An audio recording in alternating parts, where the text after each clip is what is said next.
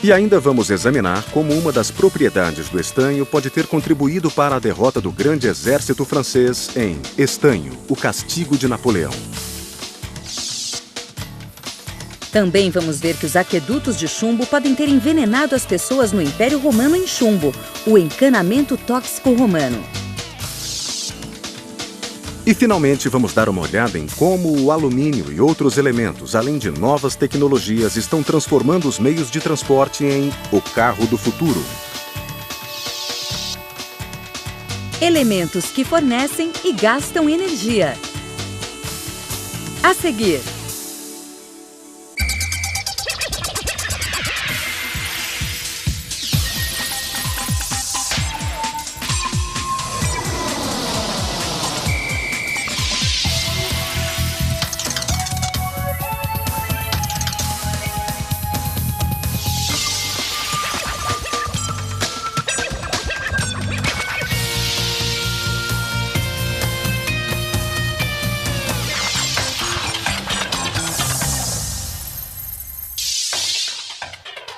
Fique atento às questões e atividades propostas ao final de cada segmento.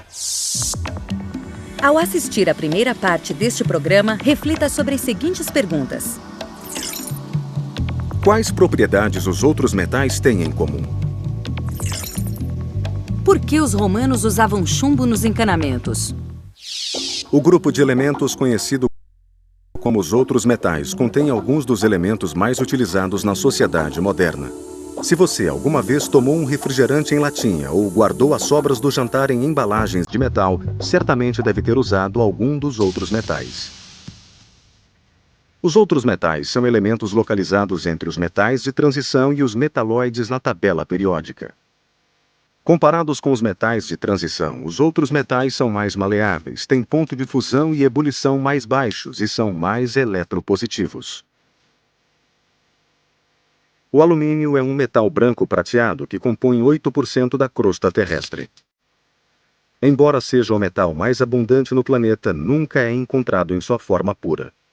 Ao contrário, ele deve ser separado dos outros minerais através de um complicado processo de eletrólise. O alumínio é usado em milhões de produtos no mundo todo e é o metal mais importante comercialmente. É o principal metal utilizado em redes de transmissão. O galho é um metal cinza azulado utilizado para produzir semicondutores, transistores, termômetros de quartzo e ligas de baixo ponto de fusão. Um composto deste elemento, o arsenido de galho, pode produzir um raio laser diretamente da eletricidade. O índio é utilizado na fabricação de células solares, fotocélulas, transistores, espelhos e no revestimento de rolamentos de alta velocidade. O estanho é um metal branco prateado que pode ser encontrado na natureza no estado metálico. Ele tem uma boa resistência à corrosão. A aplicação de uma fina camada protetora de estanho em outros metais é um dos principais usos desse elemento hoje em dia. O estanho se torna frágil a baixas temperaturas e algumas pessoas acreditam que essa propriedade possa ter contribuído para a derrota de Napoleão durante o rigoroso inverno russo. O talho é um metal tóxico, mole e cinza prateado, que não pode ser usado puro porque reage rapidamente com o oxigênio e o vapor d'água, transformando-se em uma substância preta e farinhenta. Compostos de talho são utilizados para produzir vidros com baixo ponto de fusão e para fazer detectores de radiação infravermelha.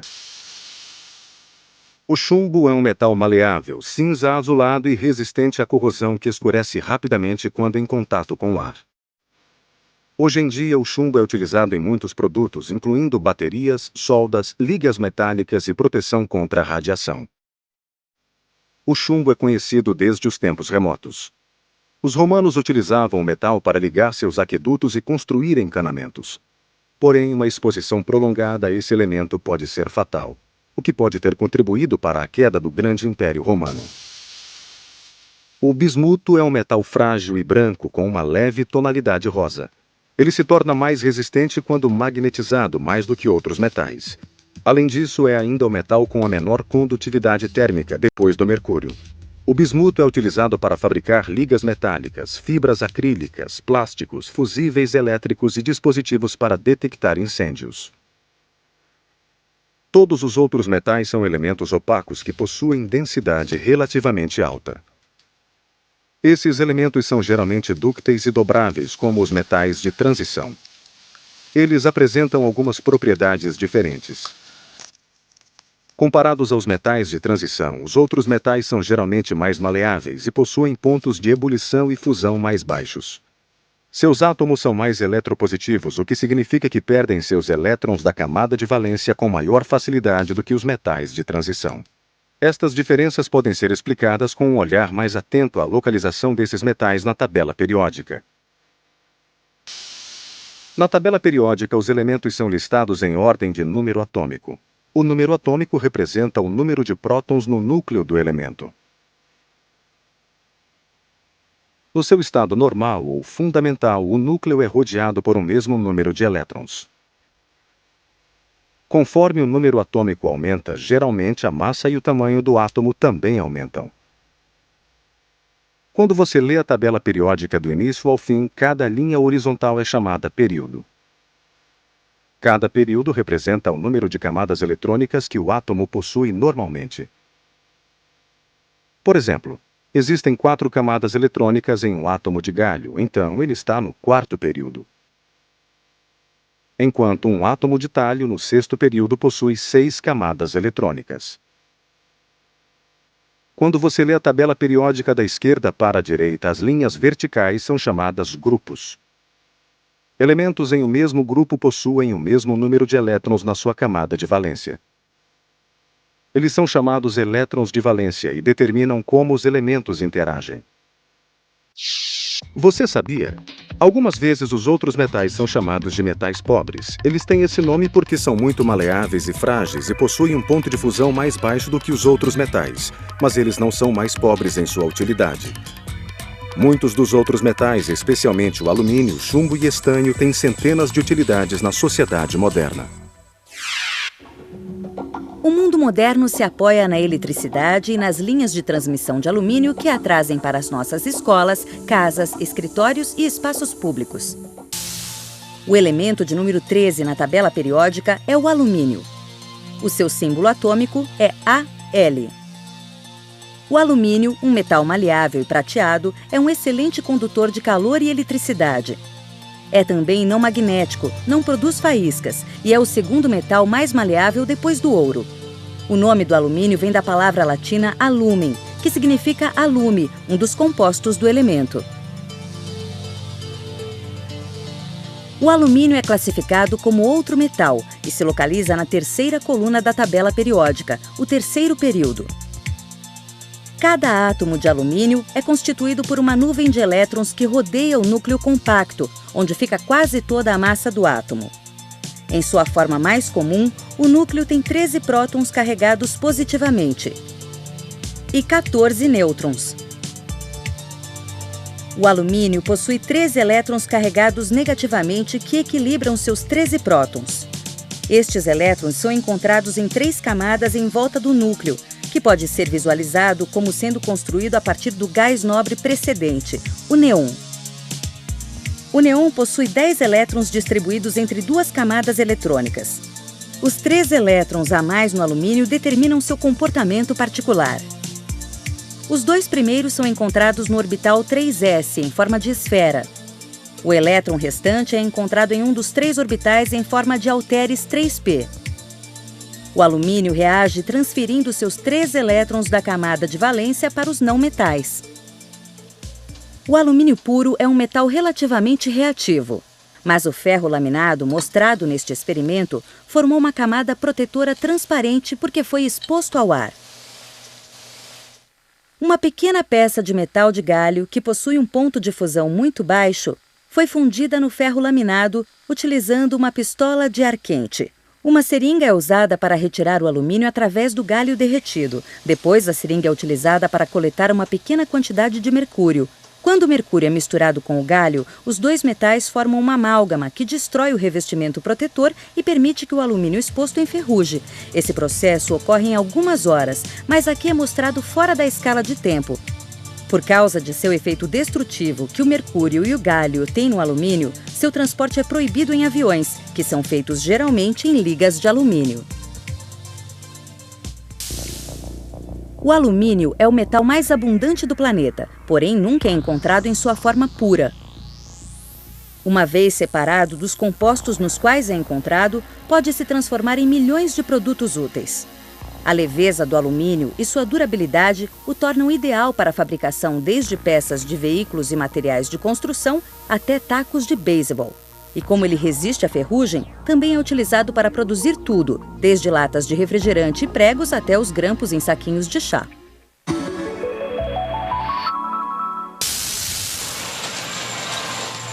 Coney Island, em Nova York, foi um dos primeiros lugares dos Estados Unidos a receber eletricidade. Thomas Edison distribuiu cabos de transmissão no parque, levando energia para sua mais nova invenção, o bulbo incandescente. Percorremos um longo caminho desde a primeira lâmpada acesa no início do século XX. Hoje, as linhas de transmissão elétrica atravessam todo o país, chegando até os lugares mais remotos. O cobre foi usado inicialmente para os cabos de transmissão por ser um bom condutor de eletricidade. Mas depois da Segunda Guerra Mundial, foi substituído pelo alumínio nas linhas de alta tensão. Embora os átomos de alumínio conduzam 60% da eletricidade que os átomos de cobre conduzem, o alumínio é 3 vezes mais leve. Então, 454 gramas de alumínio podem, na verdade, transmitir 2 vezes mais a eletricidade do que a mesma quantia de cobre. Atualmente, quase todas as linhas de transmissão e algumas torres de transmissão são feitas de alumínio. Distribuir eletricidade é um dos muitos usos deste metal. Estas linhas de alumínio carregam 500 mil de volts. Quando algo dá errado com uma dessas linhas de alta tensão, os técnicos devem consertá-las, o que geralmente é feito sem interromper a transmissão. Bill, eu estava começando a virar à esquerda e dirigir sobre a linha. Muitas vezes, utiliza-se uma técnica aérea ousada para fazer os reparos nas linhas. Eu acho muito perigoso porque misturamos aviação com eletricidade. Primeiro, você depende do funcionamento correto da mecânica do helicóptero. Se algo der errado, você cai no chão como uma pedra. Se o técnico cometer um erro, você vira pó. Esses técnicos e pilotos são algumas das poucas pessoas qualificadas no mundo todo para fazer reparos aéreos. Mas a mistura perigosa entre helicópteros e linhas de transmissão economiza tempo e dinheiro. A equipe aérea gasta algumas horas para reparar o que uma equipe convencional terrestre consertaria em dias. Esse é o ponto que queríamos. Eu vou seguir em frente e passar entre 2 linhas de 500 kV. Vamos encontrar o local danificado e nos preparar para o trabalho. Na verdade, se chegarmos mais perto de uma linha de transmissão e uma árvore, a eletricidade poderia nos atravessar e talvez iríamos provocar um curto-circuito na linha e nos matar. Trabalhar nessas linhas de alta tensão é uma tarefa perigosa que requer equipamento especial, coragem e anos de treinamento. É preciso homens e mulheres valentes como esses para garantir que nossas casas, escritórios, escolas e todos os outros lugares continuem recebendo a eletricidade de que precisam. Você sabia? Embora o alumínio nunca apareça puro na natureza em sua forma metálica, seus compostos estão presentes em quase todas as rochas, vegetações e animais. O alumínio está concentrado nos 16 quilômetros mais distantes da crosta terrestre e é o terceiro elemento mais abundante depois do oxigênio e silício. Apesar de organizar um dos mais poderosos exércitos que o mundo já viu, Napoleão Bonaparte não foi capaz de derrotar o Império Russo durante a invasão de 1812. Em uma falha fatal de liderança, Napoleão possibilitou que seu exército fosse derrotado não pelas tropas inimigas, mas pelo inverno russo. O elemento de número 50 na tabela periódica é o estanho. Seu símbolo atômico é Sn. O estanho é um metal brilhante, mole, branco prateado e resistente à corrosão. Seu símbolo diferente vem de stannum, a palavra em latim para estanho. O estanho é classificado como um outro metal e está localizado na quinta coluna da tabela periódica no período 5. Cada átomo de estanho é constituído por uma nuvem de elétrons que rodeia o núcleo compacto e contém quase toda a massa do átomo. Em sua forma mais comum, o núcleo possui 50 prótons carregados positivamente, mais 69 nêutrons. O estanho possui 50 elétrons carregados negativamente que neutralizam seus 50 prótons.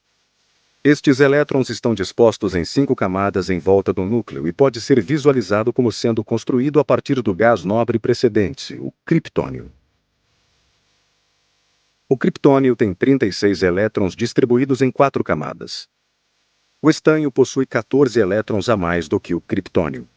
Os 2 primeiros elétrons estão na camada orbital 5s de forma esférica. Os próximos 10 elétrons preenchem os orbitais 4d em forma de trevo. E os 2 últimos elétrons estão distribuídos entre 3 5p orbitais em forma de halteres.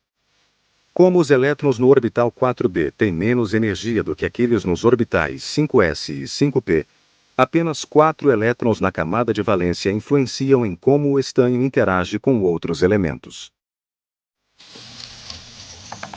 Normalmente o estanho é um metal branco prateado que é fácil de trabalhar. Uma pequena peça de estanho é achatada em nossa prensa. Quando a peça de estanho é dobrada, os átomos do metal que formam uma estrutura cristalina produzem um ruído de algo quebrando, conhecido como grito de estanho.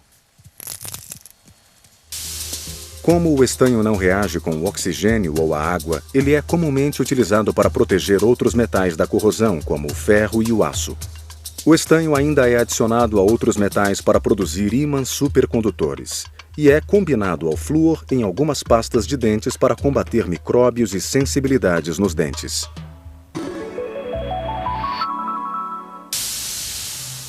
A Lituânia foi a primeira república a declarar independência da União Soviética em 1990. Depois da ocupação soviética, os trabalhadores da Lituânia fizeram uma descoberta chocante enquanto cavavam uma antiga base militar. Uma cova enorme com mais de 2.000 corpos. Havia alguns artefatos com os corpos, como roupas e armas, possibilitando que as autoridades locais reconhecessem as vítimas.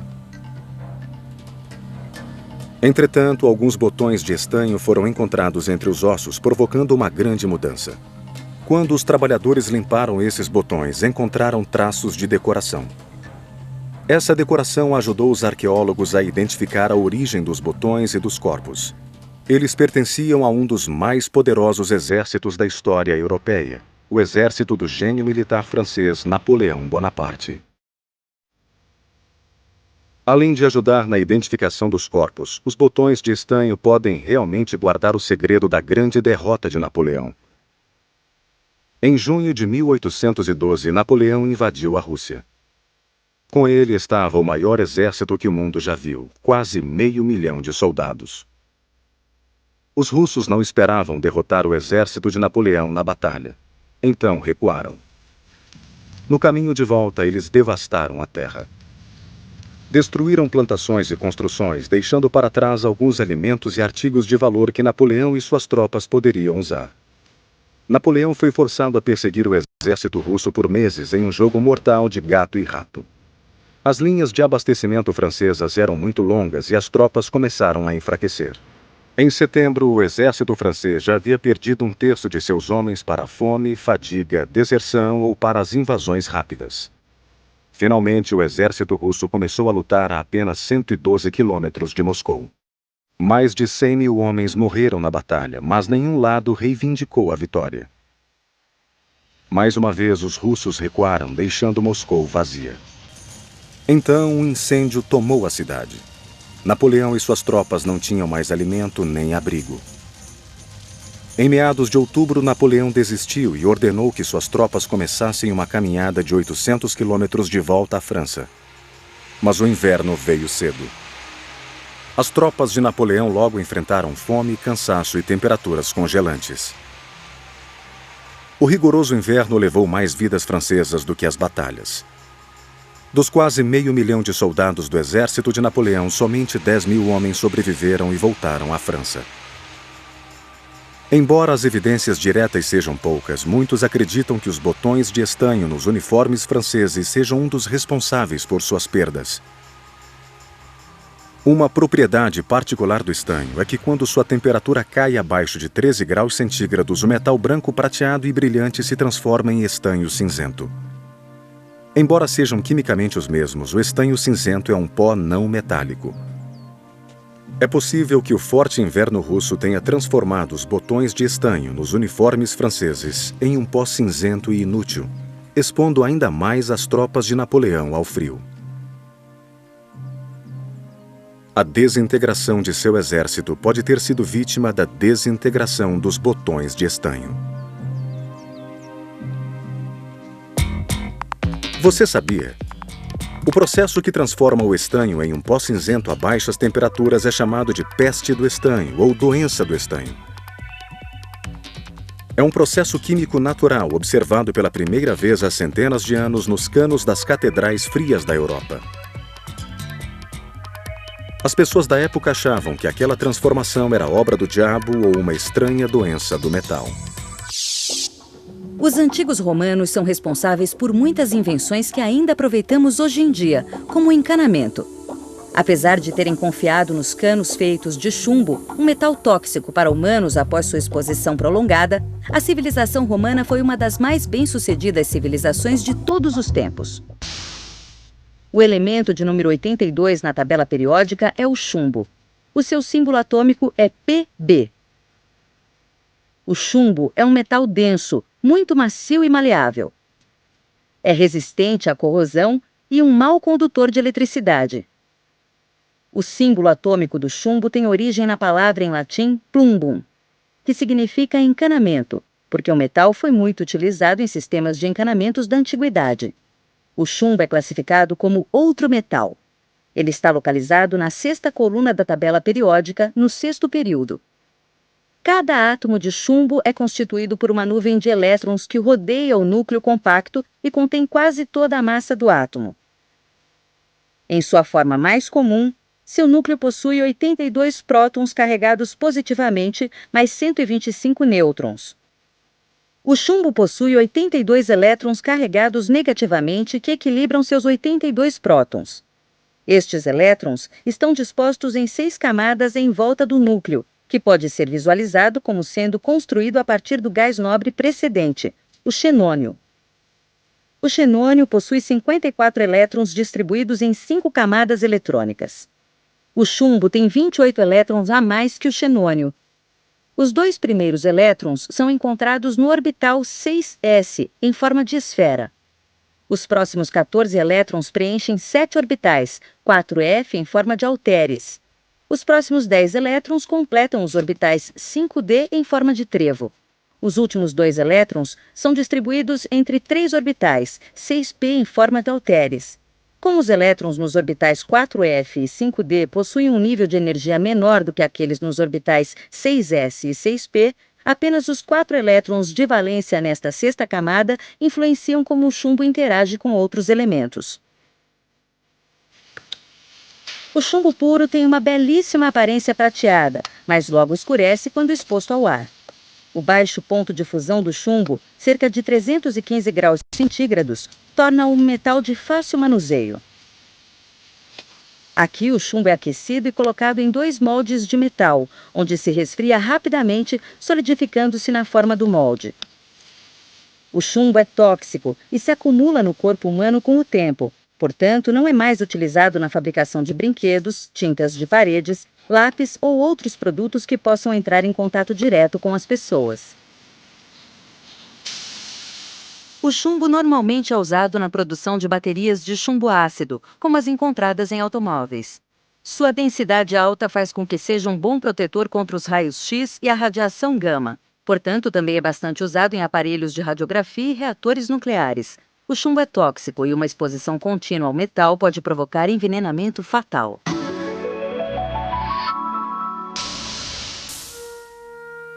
Há registros do uso de chumbo desde o Egito Antigo, por volta de 4.000 anos antes de Cristo. Os egípcios usavam maquiagem para os olhos à base de minério de chumbo com óleos. Outras pessoas também usaram chumbo para fazer revestimentos anticorrosivos para cerâmica, trabalhos de arte, ornamentos e até mesmo para pesos de redes de pesca. Mas o chumbo pode ter sido parcialmente responsável pela queda de uma das maiores civilizações do mundo antigo, o Império Romano. Os romanos criaram uma civilização altamente avançada. Eles eram particularmente bons em remodelar e aperfeiçoar invenções de outras civilizações. Uma dessas invenções foi o aqueduto, um sistema que traria água potável das montanhas distantes para as cidades. As peças desses aquedutos eram fileiras de arcos que usavam a gravidade para transportar a água através das calhas de chumbo ao longo do arco superior. Os arcos de pedra eram especialmente úteis para levar a água pelas planícies, vales e margens de rios. Mas a maior parte do sistema do aqueduto era uma série de tubulações subterrâneas feitas de argila, bronze ou chumbo. Estas tubulações e canalizações por vezes se estendiam por quase 65 quilômetros. Uma vez que a água chegava às cidades romanas, era distribuída através de tubulações de chumbo para fontes públicas, edifícios do governo e residências particulares. Muitos vasilhames de comidas e bebidas também eram feitos de chumbo ou revestidos com chumbo. Os romanos até usavam pó de chumbo para conservar alimentos e incrementar o sabor do vinho. Alguns historiadores acreditam que o uso difundido do chumbo pelos romanos pode tê-los envenenado lentamente, o que teria contribuído à queda do império.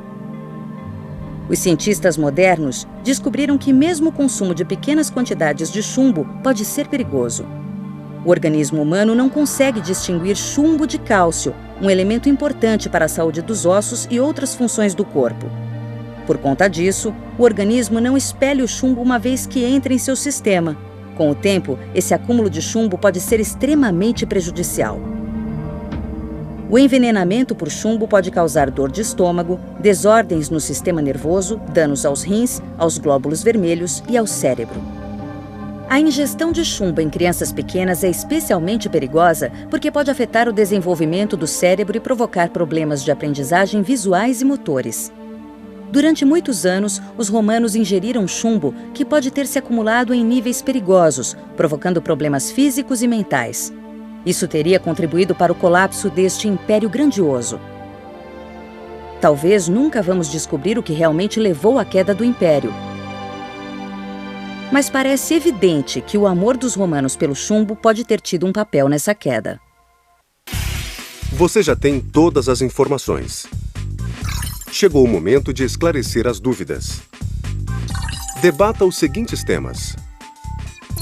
Quais são as propriedades em comum dos outros metais? Por que os romanos usavam chumbo nos encanamentos? Tente isso. Compare os metais que eram usados na Roma antiga com os de hoje em dia. Por que você acha que os metais são tão usados para fazer utensílios domésticos? Se você quiser saber mais sobre utensílios domésticos de metal, confira os seguintes websites. Ao assistir a segunda parte deste programa, reflita sobre as seguintes perguntas.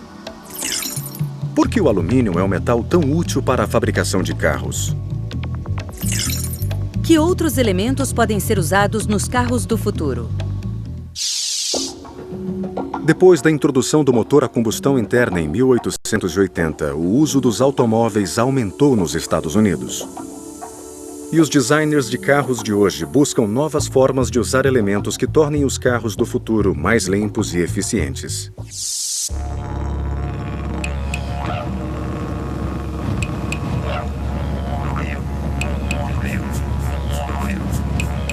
Há carros que não utilizam gasolina e não poluem.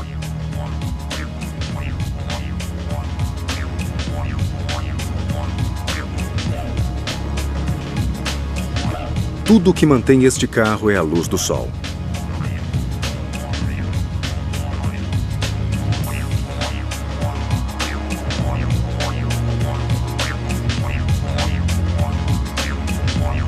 Este Honda seria o carro do futuro perfeito se não custasse milhões ou se não parasse quando o sol se põe.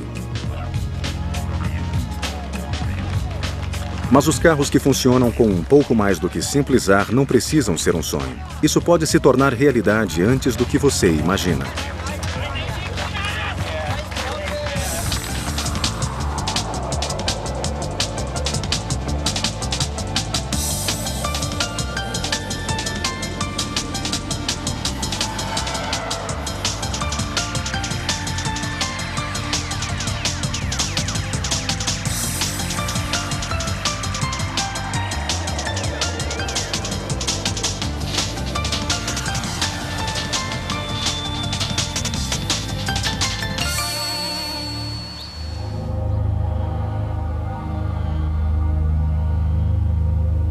Estimulada pelo ex-presidente Bill Clinton, a indústria automobilística dos Estados Unidos começou a reinventar o carro norte-americano para o próximo século. Em 2020, os carros que mais gastam gasolina não existirão mais. Acho que as novas tendências estarão tanto na maneira com que projetamos e desenvolvemos os carros. Os produtos vão ser mais leves e ter uma tecnologia mais complexa. Para alcançar esses desafios, vamos ter muitas mudanças nos materiais, que serão muito menos convencionais do que os que usamos hoje. E haverá mudanças significativas no combustível de trens e muito mais computadores de bordo, coisas desse tipo. Basicamente, será uma tecnologia mais avançada, mas acredito que terá a mesma faixa de custo dos veículos atuais.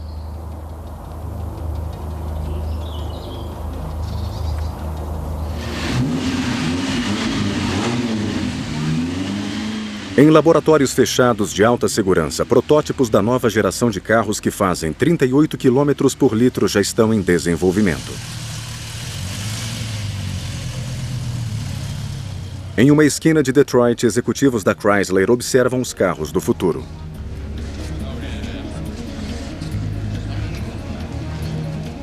Eles precisam decidir em qual tecnologia investir. Não é uma escolha fácil. O carro do amanhã até parece familiar, mas internamente deve ser diferente de tudo que está nas estradas atuais. Elementos e tecnologia jamais utilizados na produção de carros serão cada vez mais usados nos carros do futuro.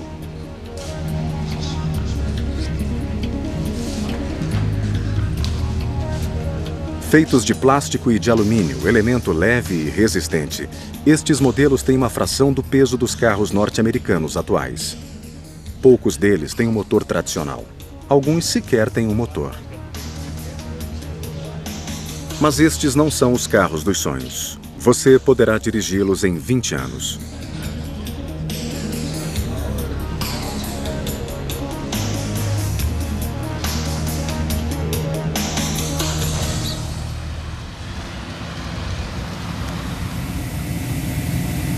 Quanto maior o gasto de combustível, maior a poluição. A maioria das pessoas observa o marcador de combustível somente quando há uma crise de petróleo ou quando o preço da gasolina sobe rapidamente. Muitos querem mudar isso. Esta é a visão da Ford para o carro norte-americano do futuro. Embora não seja menor nem mais lento do que os carros beberrões 3.0 de hoje, o P2000 tem apenas um motor minúsculo 1.3. Um pouco abaixo do encanamento, o P2000 tem outro motor, 100 peças móveis, desenvolvido originalmente para funcionar no espaço. Mas nenhum deles poderá fazer seu trabalho se o carro norte-americano não perder peso primeiro. Para que esses trens de força tenham bom rendimento, o veículo precisa ser bem leve. Estamos analisando o uso de alumínio no corpo do carro, assim como de magnésio em outras partes e, certamente, alguns compostos. Se não conseguirmos deixá-lo mais leve, ele não será tão econômico como queremos. O ferro e o aço usados em carros de hoje são pesados. E quanto mais pesado um carro, menor será o seu rendimento. Mas num carro esporte como esse protótipo da Volkswagen, usar elementos mais leves significa que o mesmo motor pode mover o carro mais rapidamente pela estrada. Quanto menor o peso de um carro de passeio, maior a distância percorrida com a mesma quantidade de combustível. Quando o dinheiro não é problema, um carro esporte que faz 320 km por hora não é feito de aço, e sim de fibras sintéticas e metais raros, como o titânio e o magnésio. Materiais que podem diminuir o peso de um carro pela metade e dobrar seu preço. Os primeiros carros de passeio do século XXI não serão feitos de metais raros ou fibras sintéticas, porque são muito caros. Mas e o alumínio reciclável? Todos os anos nos desfazemos de bilhões de latas de alumínio, número suficiente para produzir cerca de 20 mil carros e limusines que já são feitos desse metal. No futuro, carros leves não serão uma exclusividade dos ricos. É como se estivéssemos dirigindo uma porção de latas recicladas. O Plymouth Prowler, rico em alumínio, é um carro do futuro.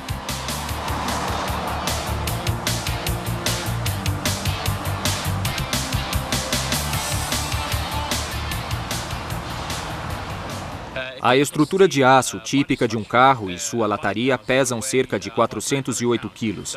Se a estrutura fosse em alumínio, pesaria 136 quilos, o que significa uma redução de 65% de peso, quando comparado com a estrutura de aço. Isso é muito importante para nós, porque podemos melhorar o desempenho de um veículo conforme a redução de peso. Para cada 45 quilos a menos, melhoramos a quilometragem em 1 km e 600 metros por galão.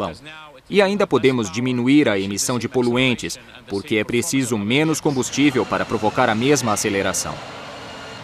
Um dia todos os carros da Plymouth serão de alumínio. Mas ainda restam alguns problemas.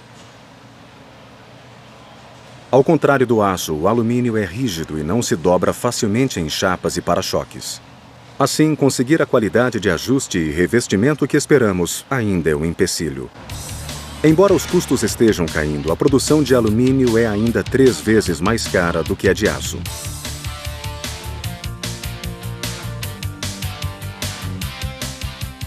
Embora o carro seja muito emocionante, nós gostaríamos de fazer a mesma coisa e conseguir o mesmo desempenho com um carro bem maior. Atualmente, o custo de uma estrutura de alumínio é aproximadamente 2,5 vezes maior do que o aço. Achamos que este é um dos últimos obstáculos a serem superados antes de termos um veículo de alumínio de $10 mil.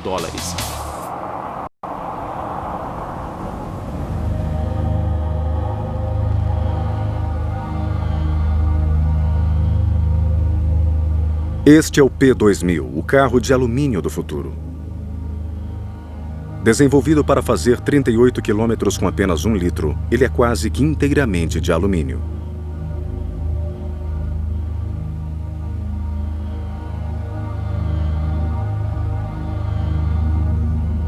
Mas isso é apenas uma simulação. Antes de colocar o carro em funcionamento, engenheiros aplicam essa tecnologia do futuro em carros do presente. Um carro norte-americano comum pesa mais de 1 tonelada. Em média, 900 quilos são de ferro e aço. A Ford planeja reduzir esse número em 75%, utilizando alumínio em todo o carro.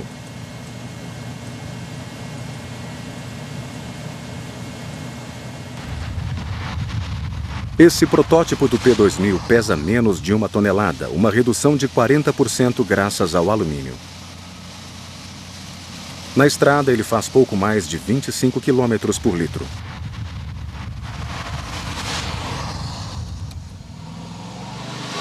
Mas enquanto o alumínio permanecer caro e difícil de trabalhar, os engenheiros continuarão em busca de soluções para manter os custos reduzidos e diminuir o peso. Isso tem os levado a lugares estranhos. Além de garrafas de refrigerante, a Cascade Engineering em Grand Rapids, no Michigan, faz gigantescas latas de lixo industriais e domésticas.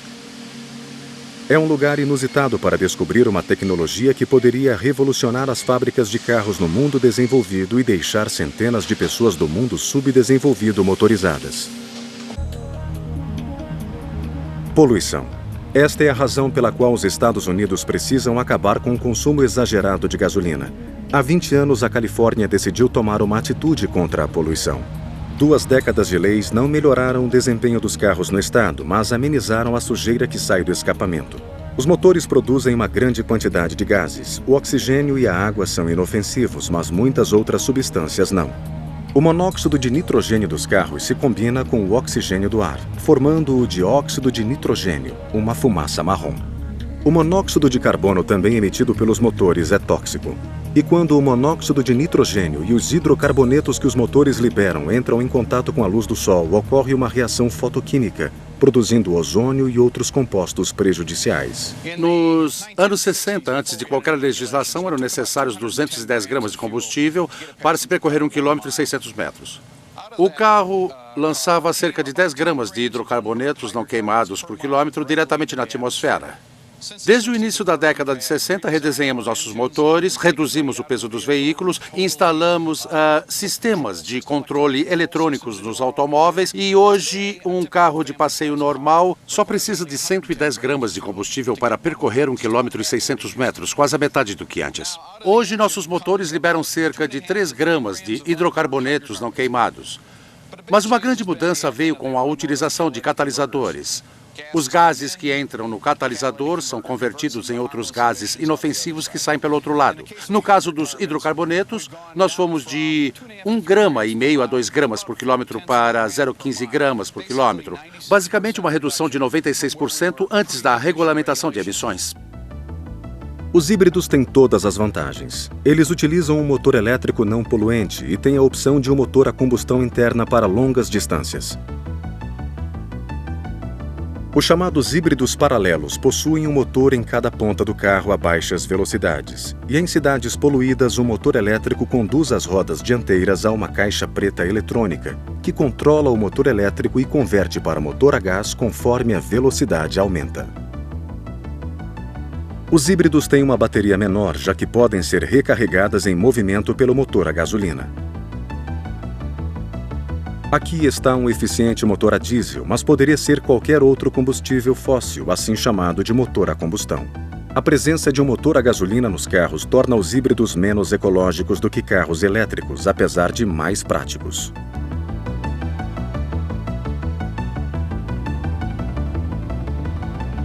Atualmente, todos os fabricantes de automóveis do planeta estão tentando acoplar o motor a gás a um motor elétrico para desenvolver o que alguns já estão chamando de hipercarros. Este Renault tem minúsculos motores elétricos dentro de suas rodas traseiras e sob a capota está um motor a gás da Mitsubishi. Na cidade, os motores alcançam uma velocidade de até 40 km por hora. Acima disso, a caixa negra converte para o motor a gás que simultaneamente recarrega as baterias. A Renault diz que seu carro de passeio da nova geração é até 2 vezes mais eficiente que um carro regular e seria ainda mais se não precisasse carregar 136 kg de baterias com ele.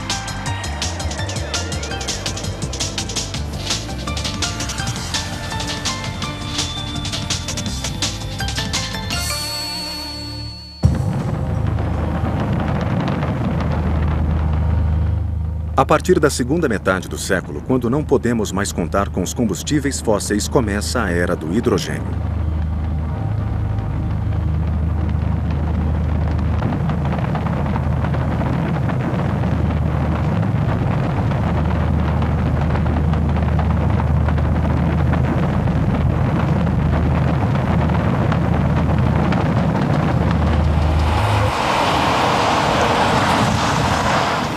Os fabricantes de automóveis na Alemanha já lançaram pequenas frotas de carros tradicionais que funcionam a hidrogênio, elemento não poluente. Mas eles não têm bom desempenho, embora sejam o prelúdio para o que poderia ser um avanço ainda maior.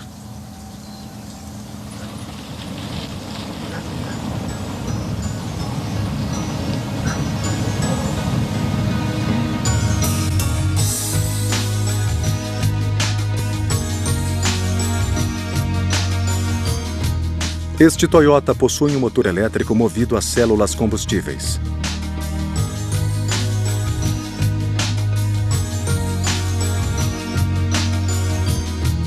Originalmente desenvolvido pelo programa espacial Gemini nos anos 60, as células combustíveis vão mudar o modo que utilizamos nossos carros e vivemos nossas vidas.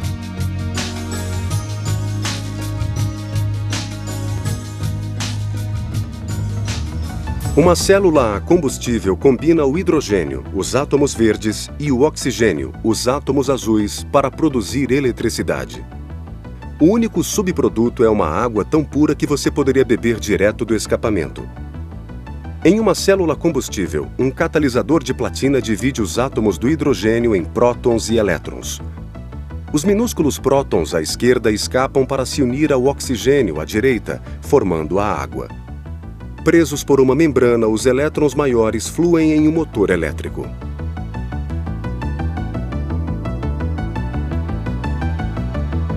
Em carro com célula a combustível, como aqueles desenvolvidos pela Toyota e Mercedes-Benz, as células a combustíveis substituem a gasolina e as baterias.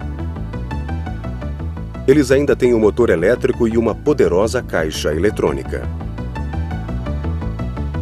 Células combustíveis geralmente são agrupadas em pilhas.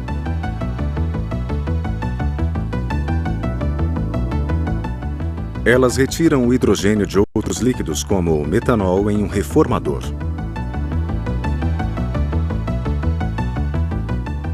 Armazenar o hidrogênio ainda é um problema. Além disso, não há postos de abastecimento de hidrogênio.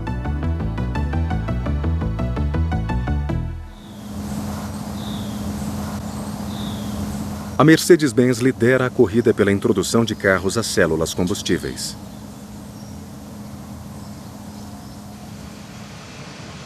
A Ballard, parceira da Mercedes, já desenvolveu ônibus movidos a células combustíveis. Mas na Mercedes o enfoque é na tecnologia reduzida que possa caber em carros. Um grande progresso foi o aumento da quantidade de energia gerada pela célula em relação ao seu tamanho. As células que eram muito grandes para qualquer veículo que não fossem ônibus ou caminhonetes agora vão caber em carros. Este Mercedes Classe A, um dos menores carros na Europa, foi convertido para utilizar uma bateria de célula combustível. O equipamento volumoso na parte traseira não é a célula combustível, mas o reformador e o tanque do metanol. Separar o hidrogênio da água ou das outras fontes é ainda um processo caro. E a geração de hidrogênio a bordo, como esta, é a única maneira até que os postos de combustíveis possam começar a bombear o hidrogênio de forma econômica. Existem 300 células combustíveis nesse protótipo Classe A. É suficiente para que o veículo percorra quase 130 km por hora em uma aceleração rápida. A chave para liberar esse extraordinário potencial das células combustíveis está em encontrar um modo de abastecê-las com hidrogênio. Existe uma técnica que poderia substituir o reabastecimento como conhecemos. Em vez de frequentar postos de gasolina, poderíamos um dia conectar em um sólido bloco de combustível e dirigir milhares de quilômetros sem ter de parar para completar o tanque. Esta tecnologia surpreendente não foi descoberta em um escritório de engenharia, mas por uma equipe de marido e mulher que pesquisavam uma forma do carbono. Isso são nanofibras de carbono. Elas têm uma propriedade muito parecida com uma esponja, as quais podem armazenar hidrogênio e produzir um sistema muito denso em um volume bem pequeno. Já existem materiais que vão estocar hidrogênio até 4% da massa, mas para um motorista médio isso não lhe daria uma distância de condução muito longa. Nós precisávamos de um material que pudesse armazenar quantidades significativamente grandes de hidrogênio, de modo que pudéssemos fazer longas viagens num carro, sem ter que se preocupar com o reabastecimento. Assim, esse material nos deu a oportunidade de colocar quantidades significativamente grandes de hidrogênio em um material como nunca se havia conseguido. Nós criamos este material a partir de partículas de metal que interagem com hidrocarbonetos. E a característica essencial é a habilidade de manipular o comportamento das partículas do metal de tal maneira que cria as estruturas de favo de mel, ideais para o armazenamento do hidrogênio. Este é um recipiente de 1 litro. Se colocarmos o hidrogênio a alta pressão, podemos percorrer pouco mais de 1,5 km. Se, por outro lado, enchermos o recipiente com as nanofibras de carbono, podemos armazenar hidrogênio suficiente para poder percorrer exatamente 40 km com o mesmo volume. Se enchermos nosso tanque de gasolina atual com 50 litros com as nanofibras de carbono, teremos combustível suficiente para percorrer 2.000 quilômetros de uma só vez.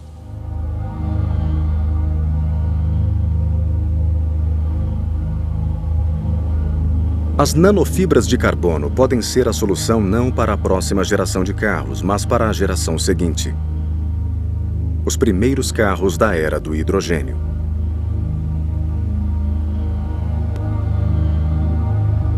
A chave para a construção desses supercarros do futuro, movidos a hidrogênio e leves como penas, está na aliança entre pesquisa, indústria e sonhadores. Você já tem todas as informações. Chegou o momento de esclarecer as dúvidas. Debata os seguintes temas: Por que o alumínio é tão útil para a construção de carros? Que outros elementos podem ser utilizados nos carros do futuro? Tente isso. Crie um carro do futuro. Que material você usaria para a construção? Que combustível o faria funcionar? Explique suas escolhas.